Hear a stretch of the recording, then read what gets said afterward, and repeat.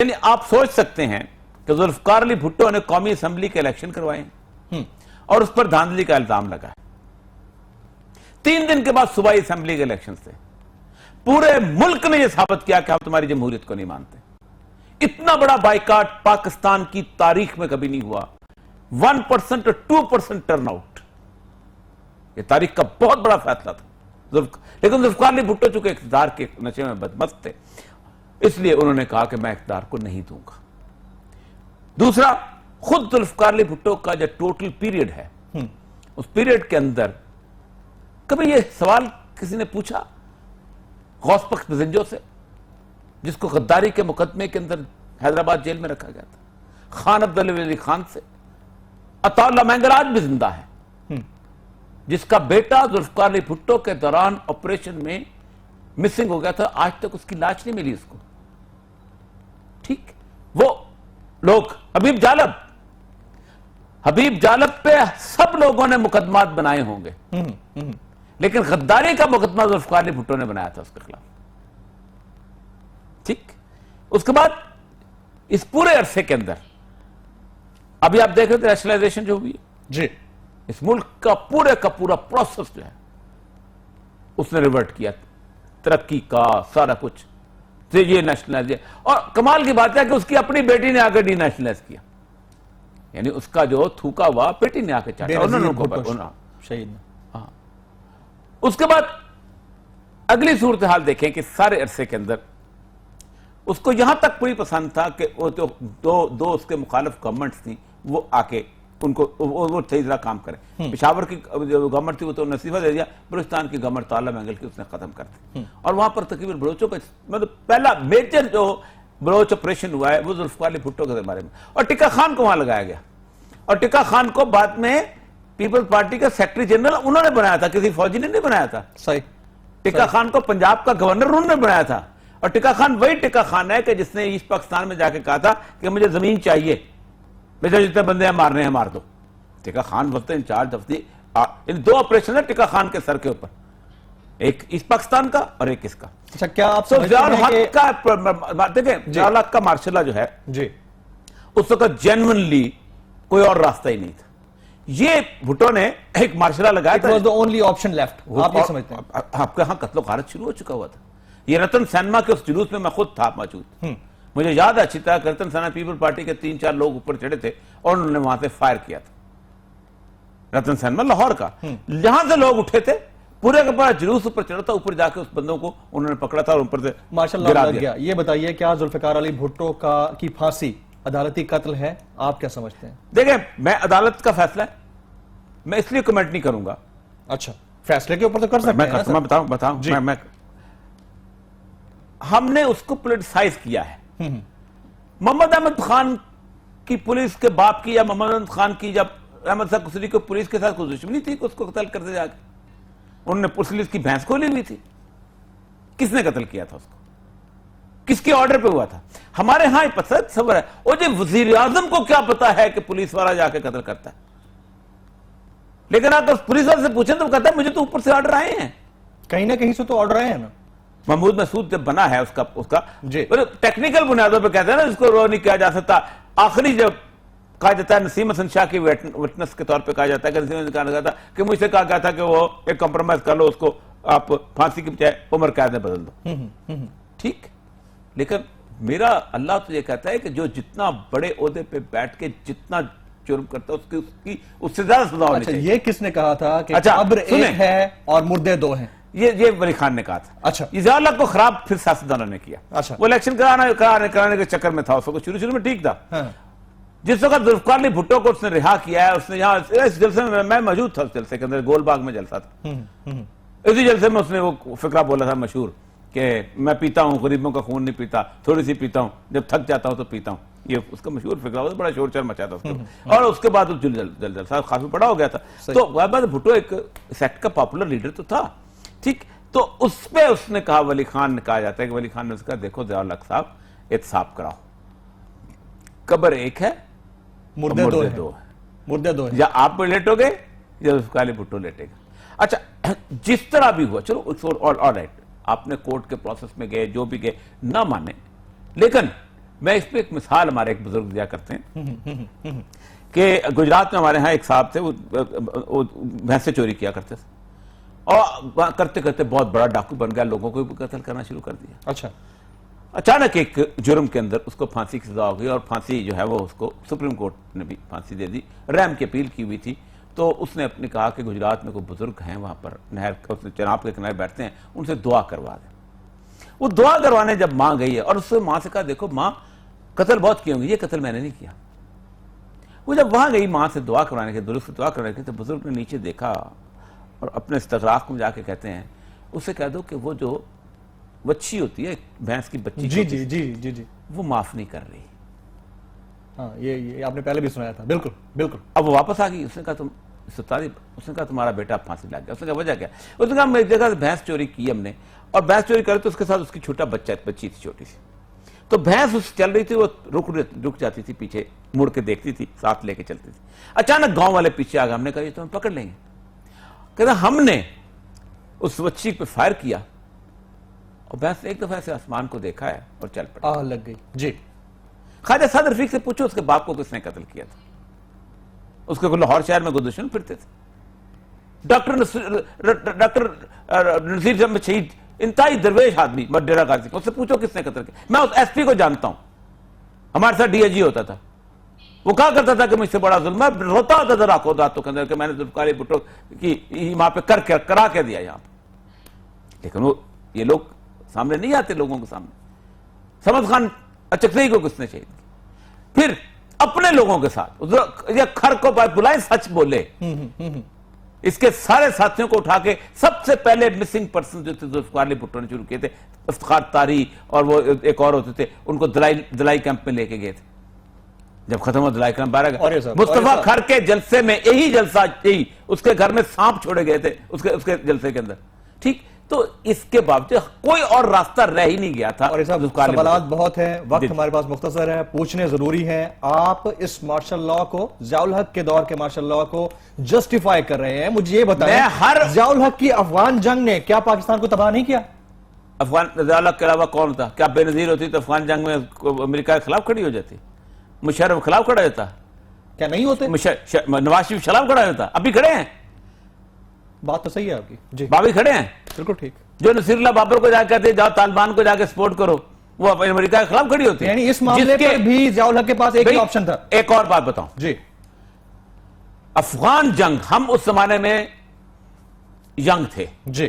اور پاکستان کے اندر ایک کمیونسٹ موومنٹ چل رہی تھی. یہ سی آر اسلم بھی تھے, ابس منٹو بھی تھے, یہ ٹی او, اس کے اندر ہم بیٹھا کرتے تھے. جس دن 1979 کے دسمبر میں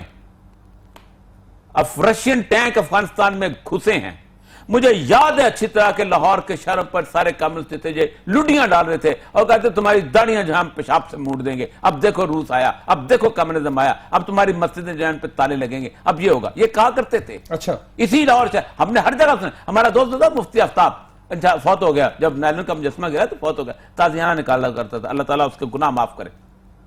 وہ کہتا تھا اب تو آ گیا, اب انقلاب کو روکا نہیں جا سکتا, کیونکہ رشیا کا انقلاب تو یہی تھا, یوگوسلاویہ فتح کر لو, رشین انقلاب لا دو, چیکوسلوواکیہ فتح کر دو, تاجکستان, ازبکستان, کرغزستان, قزاقستان, جتنے مسلم سٹیٹس تھی ان کے اندر اسلام کا ستیہ ناش کیا تھا. کبھی یادداشتیں پڑھیں جا کے ان کی. تو افغانستان کے بعد ان کا تھا اگلا سٹیپ جو ہمارا, اور اس وقت دنیا کو نظر آ رہا تھا کہ کیا ہو رہا ہے. پاکستان اگر وہ جنگ میں حصہ نہ لیتا تو آج روس کی اس ساری کی ساری اس کو ایگریشن کو کوئی روک ہی نہیں سکتا تھا. روس جو تھا وہ پہنچ گیا تھا کوادر, اور وہاں پہنچنے کا مطلب یہ تھا کہ رشیا کے از دی ہیجمونک پاور. انڈیا آلریڈی رشیا کے ساتھ تھا. ٹھیک. اچھا, اور یہ سب علاقائی سے لے کر سیاسی اور سیاسی سے لے کر طلبہ تنظیموں سب نے مرد مومن مرد حق, ضیاء الحق کے نعرے لگائے. کیا علاقائی قوتوں اور فرقہ واریت کو ضیاء الحق کے دور میں ہوا نہیں ملی؟ ملی. مانتے ہیں دیکھیں, ضیاء الحق کو میں نہ پیغمبر کہتا ہوں. اچھا. ضیاء الحق کے جرائم بھی اپنی جگہ ہیں اور ضیاء الحق کے جو ہیں اس کی خوبیاں بھی اپنی جگہ ہیں. ضیاء الحق کے بارے میں سب سے امپورٹنٹ چیز جو ہے جی وہ یہ ہے کہ اس نے مین سٹریم پالیٹکس کو ڈیفیٹ کرنے کی کوشش کی. مین سٹریم پالیٹکس جب آپ ڈیفیٹ کرتے ہیں تو آپ خرابی کا, مثلا اس نے ایک تو یہ تھا کہ M Q M, Jamaat Islami کو ختم کرنے کے لیے ایم کیو ایم کا راستہ اختیار کیا. آپ کو پتہ ہے کہ سارے جی ایم سید وغیرہ جو تھے ضیاء الحق کیک بیچتا ہوتا تھا اس کی برسی کے اوپر. ٹھیک, یہ ایم کیو والے سارے بنے اسی دوران. اچھا سپاہی صاحبہ تو خیر اس کے لیٹ بنی, ضیاء الحق کے مرنے کے بعد کہیں جا کے بنی, 88 کی باتیں ہیں لیکن سر اس کا بیج تو پہلے بویا جا چکا تھا نا. کس کا؟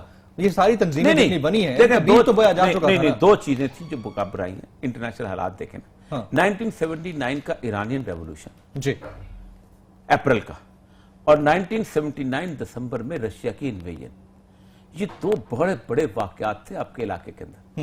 ایک امریکہ کو آپ نے نکالا تھا اور وہاں پہ ایک ایسا ریولوشن آیا تھا. ابھی اس نے ایک ایرانین خاتون ہے, بہت بڑی, ان کی اسکالر نے انٹرویو دیا ہے کہ ولایت فقہی کا جو کانسیپٹ ہے اس نے اس وقت یہ انقلاب کو ٹرانسپورٹ کرنے کی اور باقی جگہوں میں بھیجنے کے لیے اس کے لیے مسئلہ بنایا تھا, اور اس نے ایران کی اپنی پالیٹکس کو خراب کیا.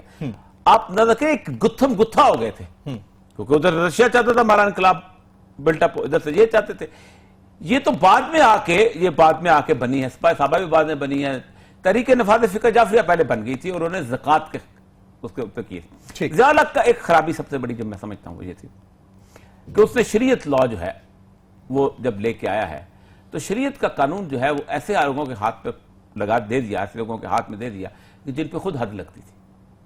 جو ایسا جو خود شراب کیا شریعت کو اپنی ذاتی مفادات کے لیے انہوں نے استعمال نہیں کیا؟ ذاتی مفادات کی بات نہیں ہے, میں کسی پہ نیت اتنا شعبہ نہیں کرنا چاہتا, لیکن خرابی جو تھی وہ بنیادی یہ تھی جی کہ وہ ایسا جو خود شراب پی کے آتا ہے وہ شرابی کو کوڑے لگوانے کے لیے مقدمہ بنا رہا تھا. وہ جج جو خود خاتون اپنا کیپ رکھ رہا ہوتا تھا اس کے پاس عدالت کے زنا کا مقدمہ چل رہا ہوتا تھا. تو یہ چیز جو تھی کہ اس نے نہ وہ مشینری بلٹ اپ کی نہ کچھ کے. ایک دوسرا ضیاء الحق کے ساتھ جو میرا ذاتی اللہ اور اس کے رسول کے واسطے کا اختلاف ہے وہ یہ تھا کہ اس نے جب اسلامی نظریاتی کونسل بنائی تو اس نے ایک اسلامی شریعت کورٹ بنائی تھی. اس شریعت کورٹ کے اوپر ایک پابندی لگائی تھی کہ 10 سال تک وہ مالی معاملات کو نہیں سن سکتے, یعنی سود کے معاملے کو. کتنا بڑا معاملہ تھا, اس کو اس سے صرف نظر کر گیا. یہی اس کی سزا ملی. نہیں صرف نظر نہیں, ضیاء الحق نے خاص طور پہ صرف نظر نہیں کیا, خاص طور پہ 10 سال کی پابندی لگائی کہ تاکہ سود کا ایشو جو ہے وہ اسلامی شریعت کورٹ کے اندر نہ آ سکے. اچھا یہ تو خاص طور. لیکن یہ لوگ جو کہتے ہیں کہ ضیاء الحق کے بارے میں آرٹ اور یہ اور وہ اس کا گلا گھونٹ دیا, میرے نزدیک یہ اتنا بڑا جھوٹ ہے. ضیاء الحق کا پیریڈ اگر نکال دیا جائے پاکستان کی تاریخ پہ تو پاکستان ٹیلی ویژن کے پاس بچتا ہی کچھ نہیں. امجد ہمیں تو یہی سننے کو ملتا ہے کہ گلا گھونٹا گیا. امجد سن لیں کون لوگ آئے. حسینہ معین کے سارے ڈرامے اسی زمانے میں, فاطمہ سریا بجیا کے سارے ڈرامے اسی زمانے میں آئے, نور الہدی شاہ کے سارے ڈرامے اسی زمانے میں آئے. عبد القادر جنید جو کیا لکھتا تھا دیواریں اور یہ وہ, اور یہ مقبول جان نے لکھنا شروع کیا. میرا پہلا ڈرامہ 1990 میں ہے ضیاء الحق کے بعد. میرا پہلا ڈرامہ روزن تھا 1990 کے اندر, ضیاء الحق چلے گئے. اچھا اس کا امجد کا وارث بند کروایا. اچھا اس کے بعد اس کا وہ کیا تھا وہ جس میں نثار قادری وغیرہ تھے, اب یاد نہیں آ رہا مجھے. یہ سارے لوگ, عطا اللہ قاسمی. میں آج حیران ہوتا ہوں کہ ضیاء الحق کی آج ساری 50-50 وہ تھا کہ اس کے زیادہ خوبصورت کوئی نہیں کرتا. انور مقصود اسی زمانے میں, انور مقصود کو کون جانتا تھا قیامت کے نام کو؟ جی الف نون کمال رضوی کو سارا بلٹ اپ کیا. اچھا ایک اس کا اور پروگرام, انور حسین ایک پروگرام کرتے تھے جوں کا تو جا رہا ہے, جس کا وہ مذاق اڑاتا تھا معین اختر. معین اختر کس زمانے میں اٹھا ہے؟ وہ سارے ٹی ٹی وی کا شاندار ترین دور. اور کیا ہوتا تھا مذاق, وہ جو ضیاء الحق نے دوپٹہ پہنا دیا عورتوں کو. او بھائی, یعنی میں نے ایک دفعہ کوئٹہ میں تھے تو ہم اس وقت 79 کی بات ہے, یعنی 89 بے نظیر آ گئی تھی, تو آسما جہانگیر وہاں تقریر کرنے ہیں لا کالج کے اندر. ہم اس پرائم منسٹر کو پرائم منسٹر نہیں مانتے کہ جو دوپٹہ تک نہیں اتار سکتے. یہ تھا کرائٹیریا. یہ کوئٹہ کی اس کی تقریر ہے. بی بی جب میں ایسی کوئٹہ تھا اس وقت, اس زمانے میں وہ لا کالج میں تقریر کرنے آئی تھی, جو دوپٹہ نہیں اتار سکتے, یعنی وہ خوف زدہ ہے مردوں سے. یعنی ان کے نزدیک بنیادی طور پر آرٹ, کلچر, اخلاقیات, ڈیولپمنٹ اور ترقی کی علامت یہ ہے کہ دوپٹہ نہیں.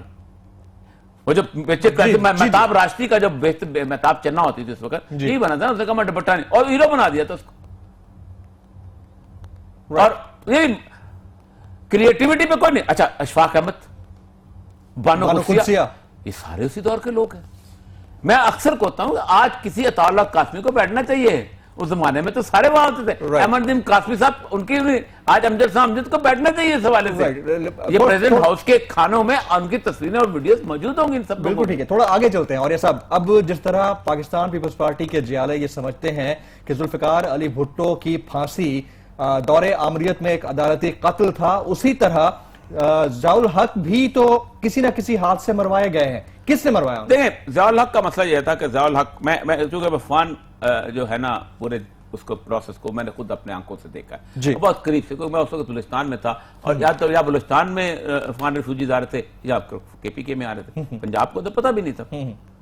شروع میں جب 1979 میں پہلے عفان ریفیوجیز آنے شروع ہوئے تو وہ ظاہر بات ہے وہاں کے بھی کاکڑ تھے, یہاں بھی کاکڑ تھے, وہاں بھی پارک تھے, یہاں بھی پارک تھے, وہاں بھی چکری تھے, یہاں بھی چکری, تو کچھ رشتہ داروں کے پاس آ کے ٹھہرنا شروع ہوئے.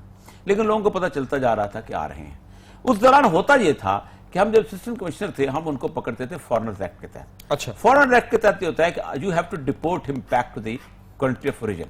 آپ اس کو واپس سزا دیتے ہو 2 مہینے کی 1 مہینے کی, اس کو واپس بھیجتے ہو, بعد وہ نہیں سزا دیتے ٹل دا رائزنگ دا کورٹ سزا. ٹھیک, تو اس کا ایک راستہ نکالا گیا تھا کہ اگر وہ کسی جبہ قمندان سے ایک تذکرہ نام کی چٹ لے آئیں گے نا کہ میں اس تنظیم سے تعلق رکھتا ہوں, تو ہم اس کو مہاجر ڈکلیئر کر دیتے تھے. اچھا, آپ اندازہ کریں کہ 1981 دنیا میں کسی جگہ پہ کسی کو یقین ہی نہیں تھا کہ روس کے, وہ سمجھتے تھے اب افغانستان بھی تاجکستان یا ازبکستان بن گیا ہے, اب ہم یہاں سے نکل گئے. توڑے دار بندوقوں سے, درے کی بندوقوں سے اٹھ کے ان لوگوں نے وہاں پر جا کے وہ فائٹ لڑی ہے. اور اس کے بعد آ کے مجھے یاد ہے اچھی طرح یہ حامد کرزئی چمن میں آتا تھا, اس کا بھائی وہاں پر وہ تھا اپنا ڈاکٹر تھا, اور جو اس وقت وہ ایک علاقہ لینا چاہ رہا تھا کہ مجھے مل جائے, مجھے افغان ریفیوجیز کا جو ہیڈ مل جائے, یونیسیا کا چیئرمین, اس وقت پیسے ملتے تھے. آہستہ آہستہ افغان امریکہ آئے, پھر باقی آئے, بلکہ بڑی اچھی بات کرتے تھے عبداللہ اعظم, ان کو شہید کر دیا گیا تھا. اس اسامہ بن لادن سے پہلے بہت بڑے ہیرو وہی تھے.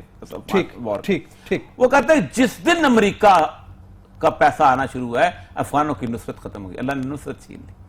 میں آپ کو بتاؤں ایسے ایسے واقعات لوگ بتایا کرتے تھے کہ رشین ہیلی کاپٹر جب آتے ہیں تو اس سے پہلے اچانک چیلے اور کوے آ جاتے ہیں اور ہم لوگ چھپ جاتے ہیں, وہ بم برسا کے چلے. اس حد تک نصرت تھی. اور سب سے بڑی بات تو یہ ہے کہ اس پوری وار کے اندر افغان وہ قوم ہے جن نے 3 عالمی طاقتوں کو ذلت آمیز شکست دی ہے. انگریز کو دی, سورج گروپ نہیں ہوتا تھا انگریز کے, اس کے بعد ان کو دی رشیا کو. وہ کہتے ہیں امریکہ نے مدد کی, او بھائی لڑنا تو تم نے ہے, میں تمہیں 200 کلاشن کو بلا کے دیتا ہوں, چلانی تمہیں آتی نہیں ہے. بیٹھ کے دانشوروں والی باتیں کرتے, تمہارے گھر میں پستول نکلا ہے تو تم لوگ جناب وہ ایک دم کہتے ہو نہیں نیچے کر جاتے چل جائے گا, خوف سے کانپنے لگتے. انہوں نے جنگ لڑی ہے, اسلحہ تو لوگوں کے گھروں میں بہت پڑا ہوتا ہے. پھر امریکہ 48 ملک, کوئی پڑوسی ساتھ نہیں. پاکستان کی سرزمین سے 57,000 دفعہ امریکی جہاز اڑائے تاکہ افغانوں کے پرچے اڑائے جائیں. آج حالت یہ ہے کہ امریکہ ذلت آمیز صورتحال کے اندر وہاں پہ بیٹھا. اور یہ سب ذوالفقار علی بھٹو گزر گئے, ان کے جیالے آج بھی کہتے ہیں بھٹو زندہ ہے. یہ بتائیے گا جنرل ضیاء الحق گزر گئے, کیا ان کی باقیات جنرل ضیاء الحق میں ڈکٹیٹر سارے ہی تھے. اچھا, میں ذوالفقار علی بھٹو کو بھی ڈکٹیٹر کہتا ہوں. اکثریت کی آمریت, اکثریت کا کہتا ہوں. اچھا, سارے کے سارے it was a feudal dictator. بہت اکبر بگٹی کہا کرتے تھے کہ اس چیز کے اندر مطلب تمام بڑے بڑے ڈکٹیٹروں سے بھی زیادہ اس کے اندر آمریت کی صورتحال تھی. وہ تو برداشت نہیں کر سکتا تھا, فکرہ برداشت نہیں کر سکتا تھا کسی کا. یہ تو میں باتیں کرنا شروع ہو جائیں اس کے نوٹس, اس کی گفتگو لوگوں کے بارے میں, اپنے لوگوں کے بارے میں, تو یعنی انسانیت جو ہے شرم سے سر جھک جاتا جس طرح کی وہ گفتگو کمنٹس پاس کیا کرتا تھا لوگوں. لیکن ضیاء الحق نے اپنی کوئی لیگیسی نہیں چھوڑی, نہ اپنی اولاد کے لیے کوئی فیکٹریاں لگائیں, نہ گھر بنائے, نہ ان کے لیے کوئی پارٹی بنائی, نہ کوئی جانشین نامزد کیا, نہ اس کی کوئی مریم نواز ہے اور نہ اس کی کوئی بے نظیر, نہ شہزادہ ہے تو اپنے کام سے کام رکھتا ہے. نہیں, کام سے کام بعد میں, مرنے کے بعد پالیٹکس. لیکن جو اس کی لیگیسی میں تھے, مجھے بہت تکلیف ہوئی آج کہ اس کا شکر, جن لوگ جو ضیاء الحق نہ ہوتا تو جن کے سٹیل مل واپس کوئی نہ کرتا with all its benefits. یہ ذوالفقار علی بھٹو نے نیشنلائز کی تھی, ان کو مفت دی تھی. مطلب انسان کو اتنی بھی شرم نہیں بیچ کھانی چاہیے. کیا یہ سارے لوگ آج میں سوچ رہا تھا مجیب الرحمان شامی صاحب پروگرام کریں گے, جی الطاف حسن کوچی صاحب بھائی جی وہ پروگرام کریں گے. یہ سارے ان کو کرنا چاہیے تھا. یہ بڑے بڑے نام جتنے بھی ہے, قاسم صاحب کا کالم آنا چاہیے تھا کم سے کم اس کے اوپر. سر شہزادی کے بارے میں کون بات کرے گا, پاکستان نہیں شہزادی نہیں, ضیاء الحق کے بارے میں بات کرتے ہیں. ضیاء الحق کی بھئی آپ دیکھ لیں, آپ دیکھیں سب سے زیادہ بینیفٹ آپ تمام سرکاری تقریب ہمارے کلم قبیلہ ہوتی تھی ان کی اپنا ساکبہ رحیم الدین کی, یہ ساروں کو جس اعزاز کے ساتھ رکھا جاتا تھا اور جس طرح ان کی پذیرائیاں ان کے پرائڈ آف پرفارمنس نکالنے کب ملنے شروع ہوئے, ان کو ستارہ امتیاز کب ملنے, 1987 تک پی ٹی وی کے ایوارڈ ہوتے رہے ہیں. جی بالکل بالکل. 88 میں جیسے ضیاء الحق گیا ہے 10 سال کے لیے پی ٹی وی ایوارڈ ختم ہو گئے تھے جمہوری دور کے اندر, کیونکہ لڑائی یہ پڑ گئی تھی کہ سندھ کو ملے گا یا پنجاب کو ملے گا یا کسی کو, انڈیپینڈنٹ رہ نہیں گئی تھی کوئی. Absolutely right, point taken. ناظرین یہاں وقت ہوا ایک بریک کا. بریک کے بعد جب واپس آئیں گے تو جو تشنگی باقی رہ گئی ہے اس پر بھی بات ہوگی اور آپ کی لائیو کال بھی. ایک بریک کے بعد.